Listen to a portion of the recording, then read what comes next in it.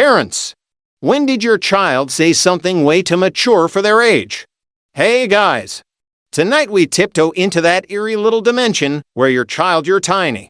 Light up shoes wearing. Snack demanding child suddenly opens their mouth and says something that hits harder than a 2A. Panic attack. You're folding laundry. Or maybe microwaving leftover nuggets for the third time this week. The day has been chaos. Per usual. And out of nowhere, like an ambush from a philosophical ninja, or a 3-year-old looks up from their juice box and says, "Daddy, do you think people are sad when they're invisible?" You blink. You tilt your head. You try to process it.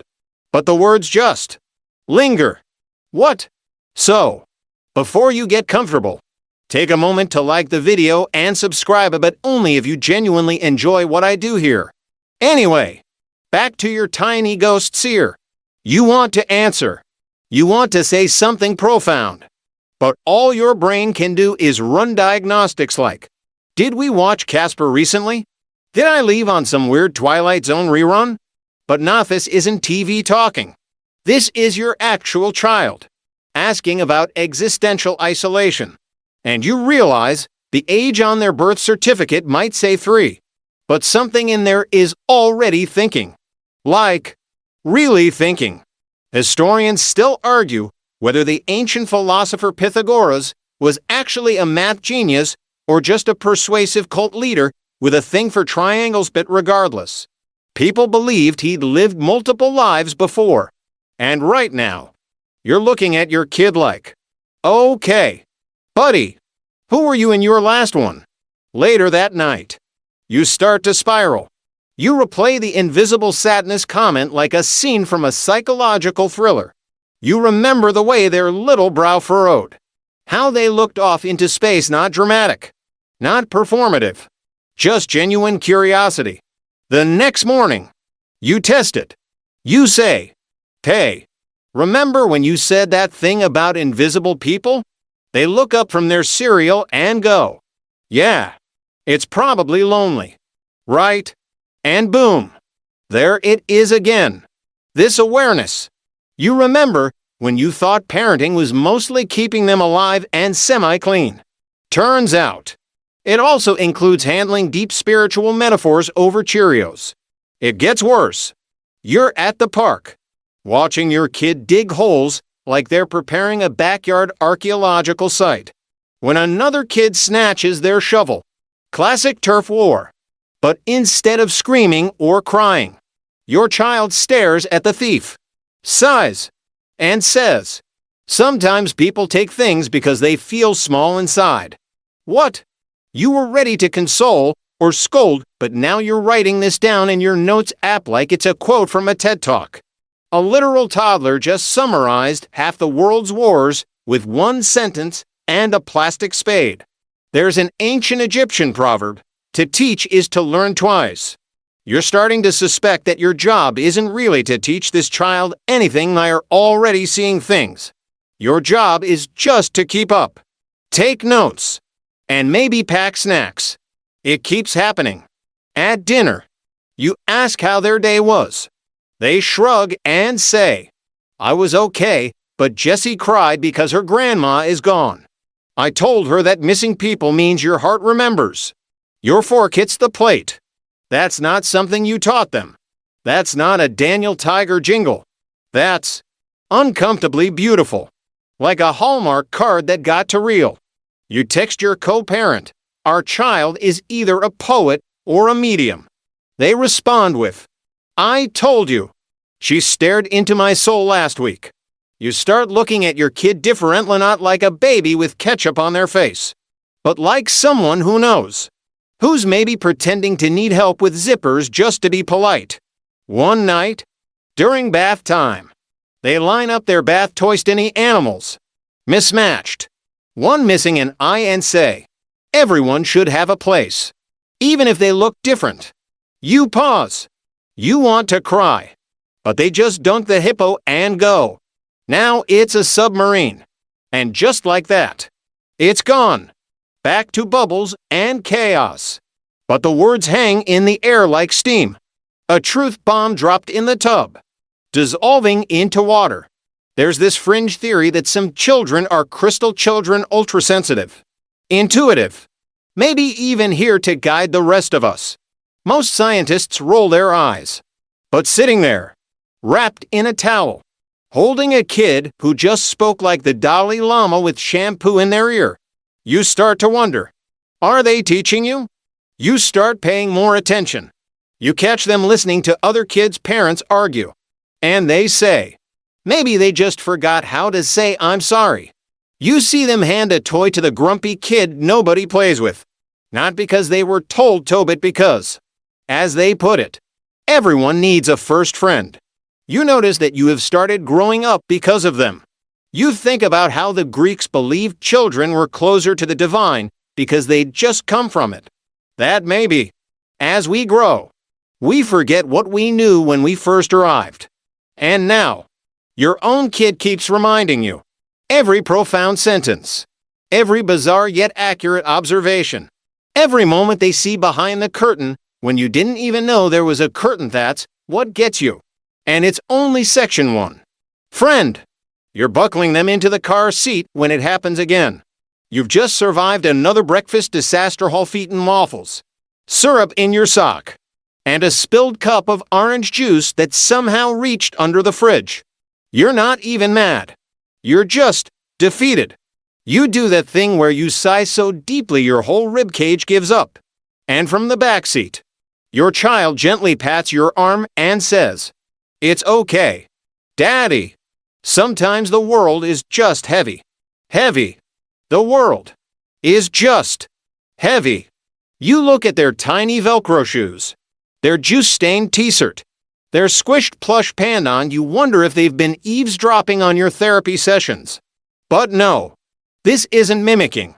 This is them knowing. You ask, "What do you mean?" They just shrug. You look like your heart is tired. And there it is, the moment you realize your 4-year-old might be emotionally smarter than you were at 27. Or even now. A mainstream historical fact.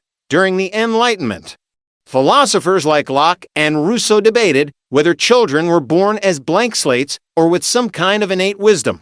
You're beginning to think it's not a debate, it's a setup. The kids already get things. You're just the ride. Later that day, they're watching a squirrel outside, just silently observing. You're on your phone, trying to figure out how to fix the water heater with zero plumbing knowledge and one very sarcastic YouTube tutorial. They tug your sleeve and say, "I think that squirrel's scared of being alone." You pause the video. What makes you say that? Well, they explain matter-of-factly. He keeps running away from the other squirrels even though they're not chasing him. That's like when people push people away so they don't get hurt. You want to joke. You want to say, "Okay, little Freud, maybe calm down." But the thing is, they're right. You Google squirrel social behavior later that night. Turns out they do have complex social dynamics. But that's not the point. The point is your child just used avoidance patterns as a metaphor. And you're still trying to understand last week's episode of Succession. This is where it really starts messing with your head. You begin questioning yourself. Like if they can read people this well. What are they seeing in you? The next morning, after a minor tantrum over which shoes to wear, you lose your cool. Nothing dramatic. Just one of those sharp sighs and a snappy "let's go." Now, they freeze, look up, and say quietly, "It hurts my heart when you talk like that." And then they turn away and reach for their shoes. You don't cry right there on the tile. But it's close. You kneel beside them. "I'm sorry." They nod. Like a tiny therapist who's seen this before. "It's okay. You're just tired." People get pokey when they're tired. You realize, with mild horror, that they've categorized your emotional triggers. They have you figured out. And not in a manipulative way, but in a compassionate one. There's this ancient Japanese concept called mono no aware, which loosely translates to the gentle sadness of things, the awareness that beauty and emotion are fleeting. And that's what makes them precious. Somehow, your kid operates on that wavelength. At 5. On the playground. A kid trips. Your child helps them up and says, "Falling's okay if someone's there to help." You tell yourself, well, that's just something they heard. But they've never seen you say that. You've never said it yourself. So where is it coming from? Historians still argue whether Abraham Lincoln was clinically depressed or simply reflective of it. They agree on this. He carried a kind of quiet empathy that made people follow him. Sometimes, empathy is louder than shouting. And you? You're raising a tiny Lincoln. A Lincoln who still can't reach the freezer drawer, but somehow knows when you're spiraling inside. The weirdest moment happens on a rainy Tuesday. You're both stuck inside, and you're quietly losing your mind. You put on a movie just to get 10 minutes of peace. Halfway through, during a dramatic scene where the main character walks away from their family, your child says, "He doesn't want to leave. He just doesn't think he's enough." You choke on your coffee. You want to ask, "Who are you?" But you're also scared they might answer with, "A soul older than the stars." There's a fringe belief in Tibetan Buddhism that children sometimes speak the truths adults can no longer hear. Not because they're magical, but because they haven't yet forgotten how to be honest. Your child is still honest. With themselves. With you. With the world. They say what they see. And what they see is layers. They don't just call people mean or nice. They say, "I think he's angry because someone hurt his feelings a long time ago." They don't ask why you're sad, they ask, "Do you miss the way things used to feel?" It's not just emotional intelligence. It's timing. It's those random, perfectly aimed darts of clarity thrown by chubby hands in the middle of your stress spiral. And somehow, instead of feeling judged, you feel understood. Remember that time you thought you were the grown-up? Now you're not so sure. You used to joke about your kid being an old soul. But now, you're genuinely wondering if they've been here before. If they got sent back, because the rest of us are clearly still trying to figure out what empathy even is. You start keeping a list. Things my child said that should have come with a warning. It's filled with lines like, "Sometimes your heart needs a nap more than your body. If you're kind even when you're mad. That's love. The moon follows us because it thinks we're lonely." You reread it at night. Alone. Sitting on the couch while they snore in the next room. And for a moment, you feel like maybe you are the child in this story. And they're the grown-up, guiding you through the mess of your own unspoken feelings.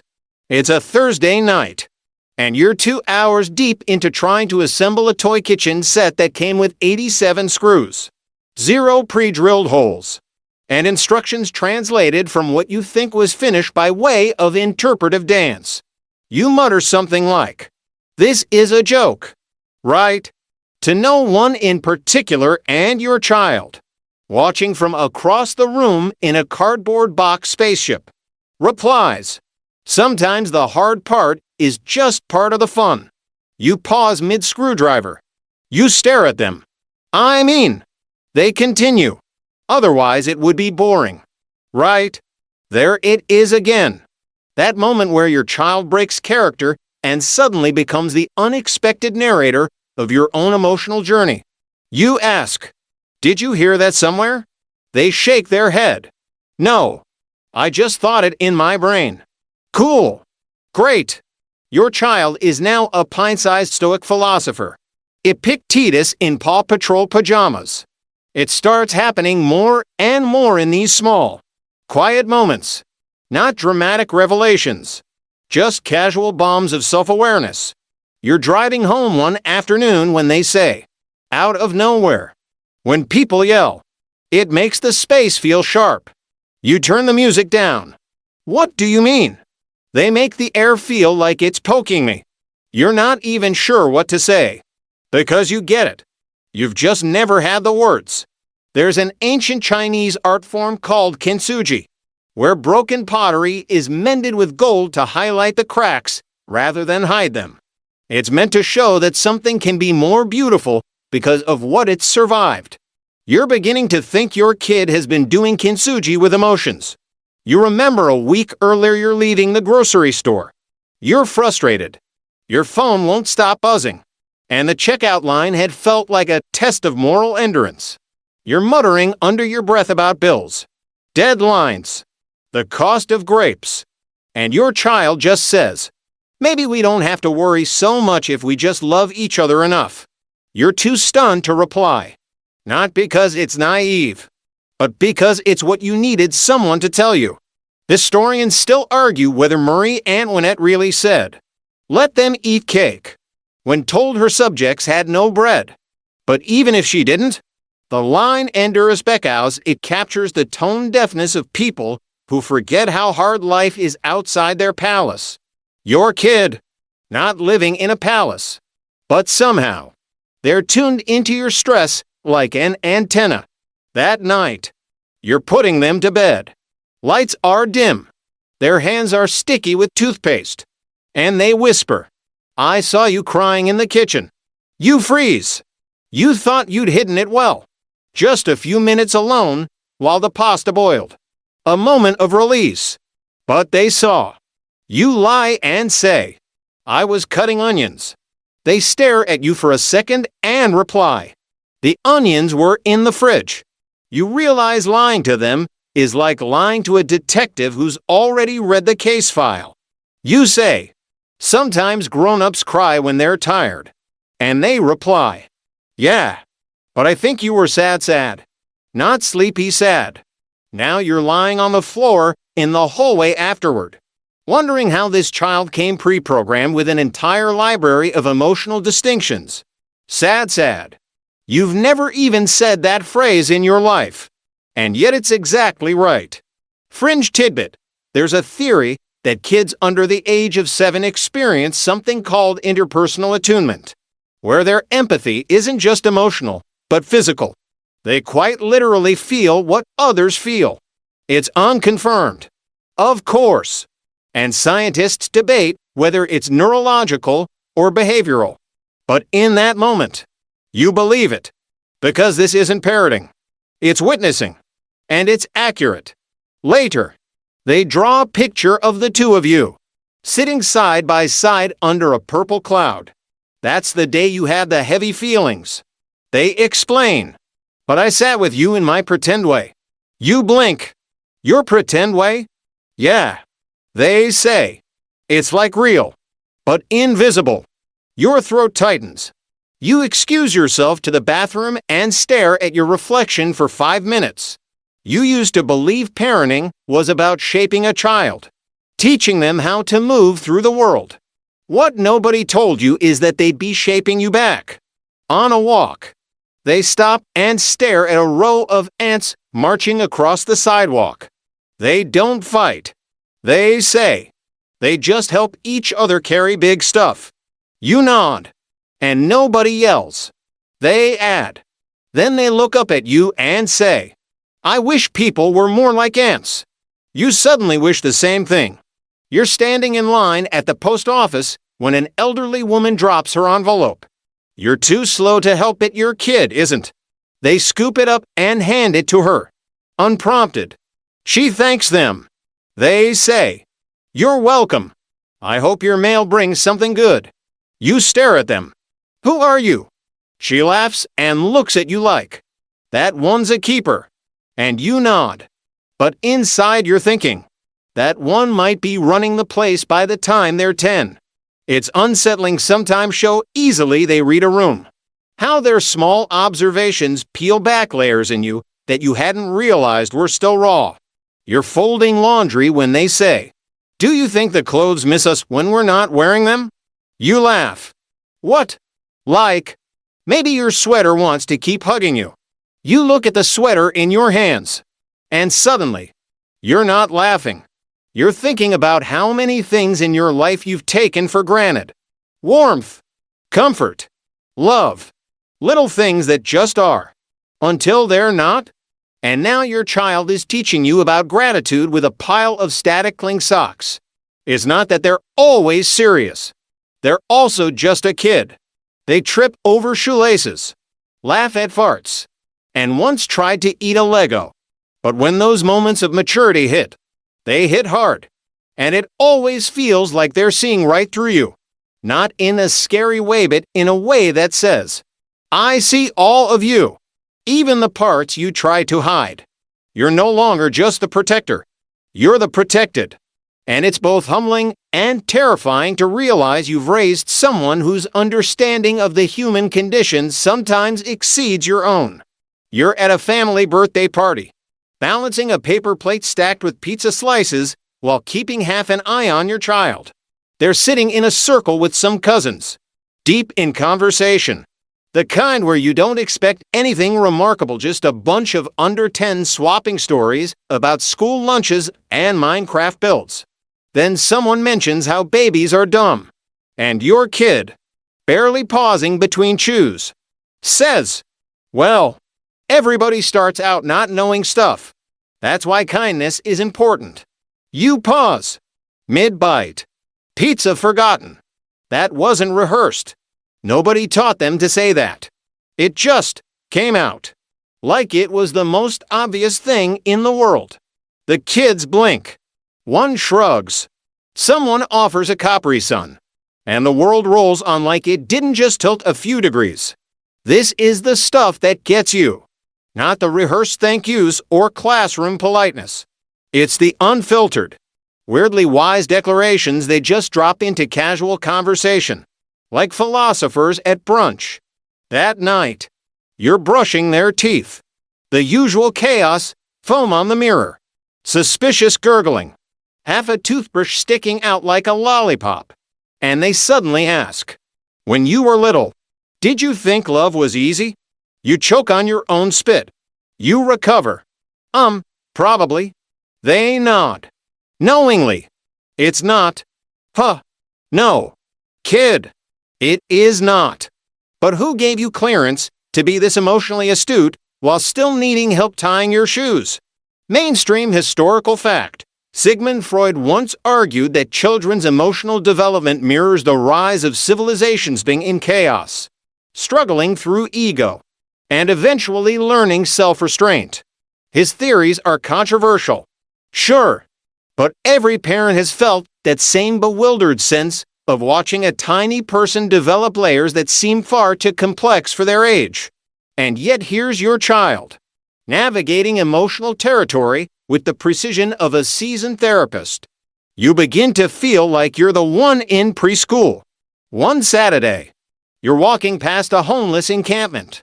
Your kid tugs on your hand. Why do some people sleep outside? You brace yourself. This is one of those questions. You fumble for an answer. Well, some people don't have houses. And they cut you off. Then why do other people have 5? And there it is. That moment where your child doesn't just ask a question, they launch a philosophical grenade and walk away while you're still reeling. You give the standard response. It's complicated. But they just look up and say, feels like it shouldn't be. Historians still argue whether ancient Sparta truly practiced forced communal equality or if it was more myth than method.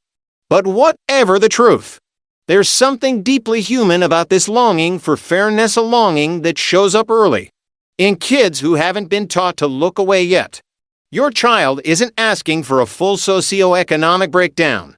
They're asking, why does this feel so wrong when the answer seems so simple? And the thing is, they're not wrong. You spend the next few days thinking about it. Every billboard, every gated community, every mansion you drive past on the way to your own cracked driveway feels heavier now. All because your child dared to state the obvious. You remember last week your friend's going through a divorce, and your kid notices the absence immediately. Where's Sam? They're staying somewhere else now. You reply carefully. Oh. Your kid says, are they still friends? You hesitate. Not really. They frown. Then whisper. That's probably why the air feels different. Again with the air feelings. This kid has synesthetic empathy. Apparently. like they can taste tension and measure heartbreak in decibels. The next morning, they draw a picture of two houses with a long, wobbly bridge connecting them. Underneath, a single sentence, maybe they can still visit. And again, your throat tightens. You used to think being a parent meant knowing more. Now you realize it mostly means pretending you do while quietly learning from the tiny, barefoot philosopher living in your home. Quirky tidbit: in 1987, a psychologist studying children's early moral development documented a case where a 5-year-old refused to eat candy after learning that the factory had bad workers. The child declared it tainted. That case remains a favorite among developmental theorists, not because of the kid's taste in sweets, but because it challenged assumptions about when ethical awareness kicks in. Your child has that same filter. You catch them hiding birthday cake in a napkin. You think it's sneakiness. Later, you find out they were saving it for the neighbor's kid because she didn't get one and it felt unfair. This is also the kid who once ate Play-Doh on a dare. Life contains multitudes. One night, you're scrolling your phone while they color beside you. Out of nowhere, why do grown-ups stare at their hands so much? You laugh. You mean my phone? No. They say seriously. I mean your face looks different when you're looking at it. You set the phone down. Different how? Like you're not in the room anymore. Oof. Okay. That one lands. You want to explain it away, say, it's just work or you're tired or the news is stressful. But you know what they mean. They're not judging. They're just observing. The same way they noticed you always sigh before paying bills. Or how you get quieter when you're sad. But not the kind of sad that wants hugs. They don't just see you. They see through you. And somehow, they still look at you like you're safe. You used to think wisdom came with wrinkles. But here's this tiny being who can dismantle your worldview between bites of grilled cheese. You tuck them in that night. They're half asleep. The blanket tangled around one leg like a sleeping burrito. As you go to turn off the light, they murmur, "Even when I'm big, I'll remember how it felt when you stayed." You whisper, "Stayed." They nod. "Yeah. In the room. Even when it was hard." You walk out quietly. Hard doing that weird ache smile thing it does when you're hit by a beauty you didn't ask for. And now, even when they're fast asleep, you can't stop thinking, maybe the grown-up thing isn't about knowing more, it's about learning to listen when someone smaller knows something you've forgotten. Weeks pass, but your brain keeps replaying that moment even when it was hard. You wonder how often you underestimate the depth of their perception. How often you assume they're too young to notice the subtleties that you, as an adult, barely register yourself. You try to imagine saying something like that when you were their age. You can't. Now it's breakfast. You're groggy. Your coffee's cold. And your kid is deep into their Cheerios when they suddenly say, "Do you think the moon gets lonely?" You're still reaching for the milk. What? The moon. It just watches and waits. And we only visit sometimes. You blink. Maybe. They shrug and go back to crunching. Like it was just a casual meteorological musing. Not a metaphor that could bring Plato to tears. Mainstream historical fact. During the Apollo 11 mission, Buzz Aldrin took communion on the moon.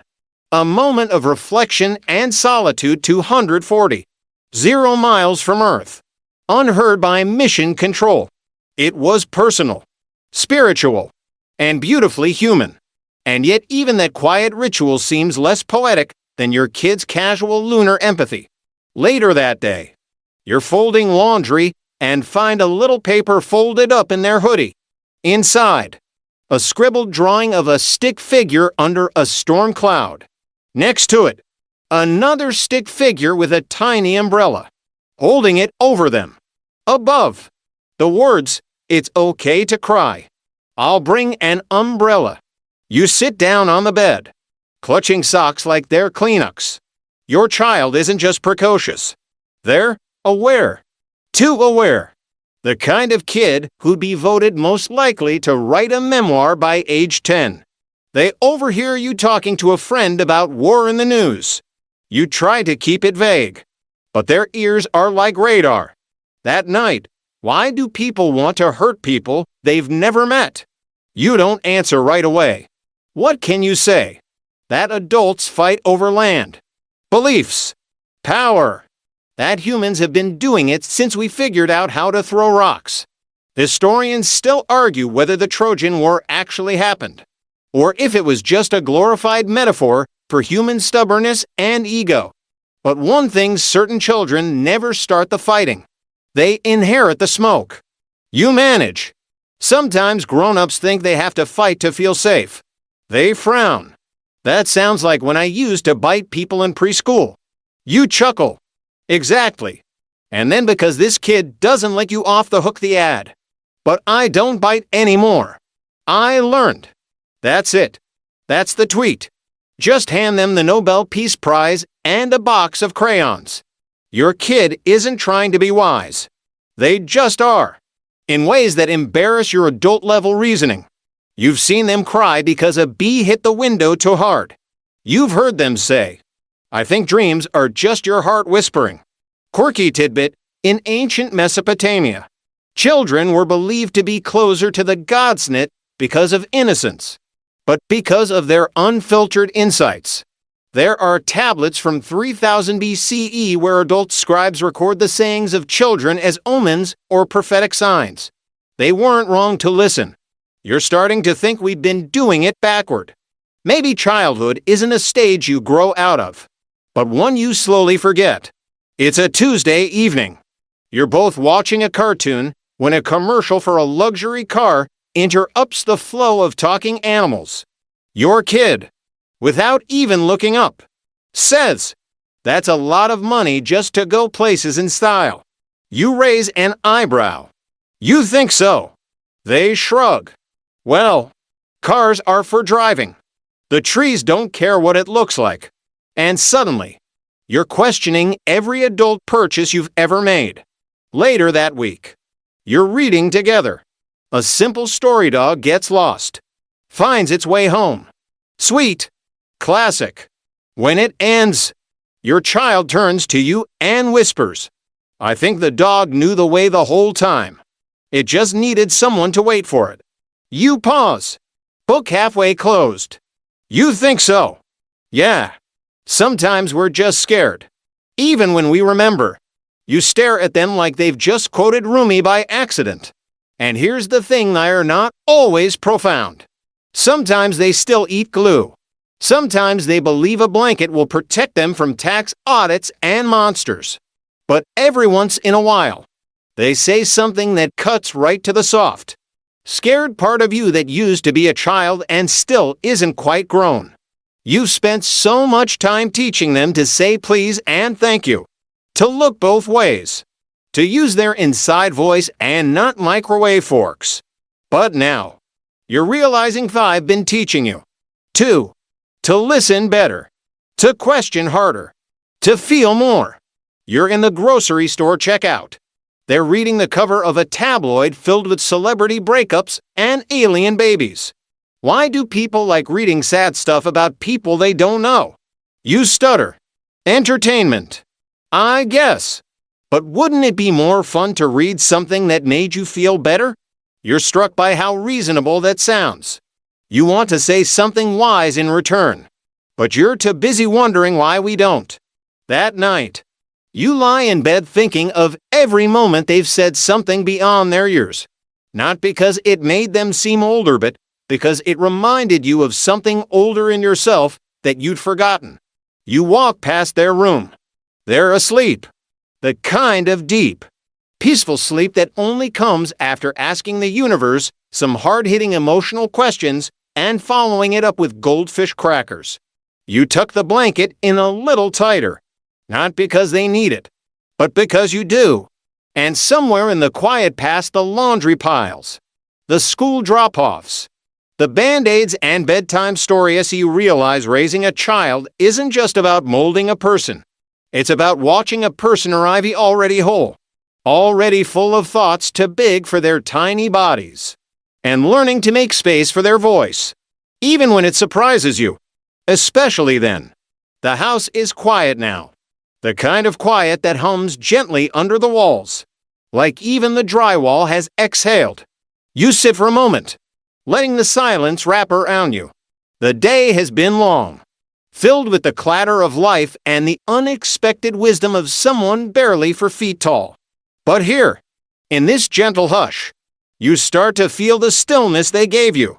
The way their words carved little doorways into your heart, places where simplicity meets truth, and where laughter follows tears so naturally it almost feels choreographed. You remember their tiny hand in yours, their questions whispered into cereal bowls, the drawings tucked into pockets like secret messages meant for your soul. You remember the strange comfort of being really known by someone with crayon stains on their sleeves.